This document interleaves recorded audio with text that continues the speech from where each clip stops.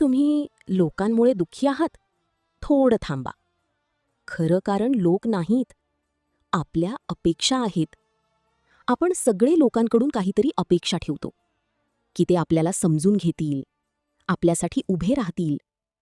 पण जेव्हा तसं होत नाही, तेव्हा आपण दुखावतो. आणि मग आपण म्हणतो, लोक वाईट आहेत. पण संत तुकाराम महाराज खूप वेगळं सांगतात. जे का रंजले गांजले, त्यासी म्हणे जो आपुले. याचा अर्थ काय? जो दुसऱ्याच्या दुःखात उभा राहतो, तोच खरा माणूस.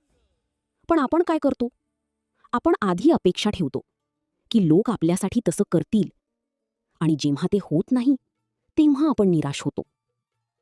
खरं सांगायचं तर, आपण लोकांमुळे नाही, तर आपल्या अपेक्षांमुळे दुःखी होतो. म्हणूनच मनाला शांतता मिळत नाही. जर खरंच शांत राहायचं असेल, तर एक छोटा बदल करा. लोकांकडून अपेक्षा कमी करा आणि स्वतः माणुसकीने वागायला सुरुवात करा. दुसऱ्याच्या दुःखात उभं राहा. मग बघा, तुमचं आयुष्य हलकं होईल. कारण खरी शांती ही देण्यात आहे, घेण्यात नाही. फॉलो करा ज्ञान मंच.